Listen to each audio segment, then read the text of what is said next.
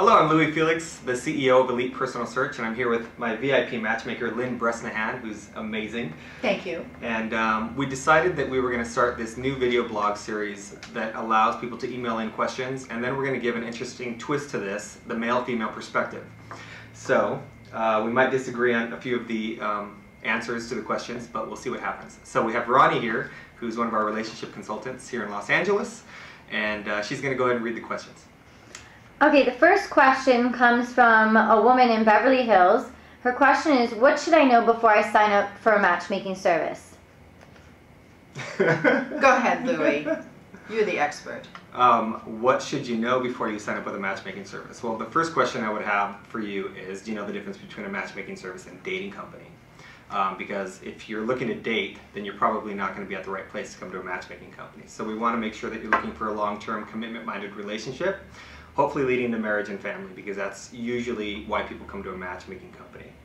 And do you have anything else to add to that? No, I think that's perfect. He's so good. He's so good. What else? You want to make sure that you're emotionally ready and available for a relationship.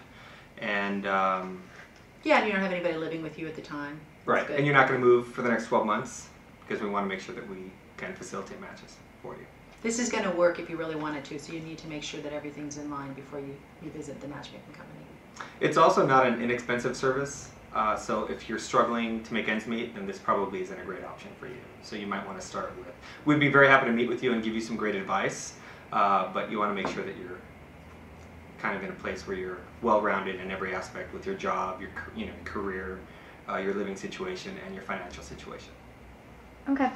Now, this is a question from a female in Redondo Beach. Do I need to change something about myself prior to joining a matchmaking service? That's really the first time I've heard that question.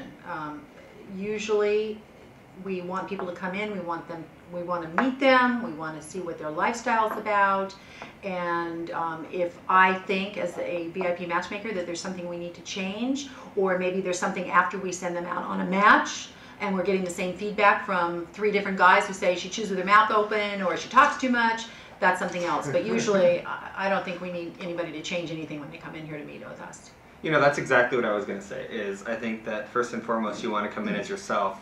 Usually the missing element is what you just said, is how men perceive you.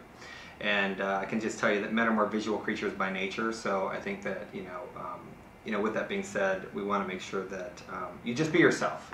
And after you go through this process, if 2 or 3 men are saying the same thing about you, then potentially you could be doing something to sabotage your success. So just be yourself, and just like you should be on your dates. Okay. This comes from a gentleman, and it doesn't say what area he lives in, but he said, if you have a list of requirements of the person you want to meet, does that limit your options of who you meet? I'll let the matchmaker answer that. Not necessarily. I mean, if you come in and your request is so ridiculous, that's one thing. But if you come in and you are telling me you want somebody wonderful and you want somebody loving, I mean, that's different. But if you come in and you say they have to have blonde hair, they have to have this, they have to have that, yes, of course, then you're limiting yourself. And I don't think most people know what they really want until they get it. There you have it. I agree. Okay. You can email us your questions, lfelix@elitepersonalsearch.com, or visit our website, elitepersonalsearch.com, and we'll answer them on our next video blog.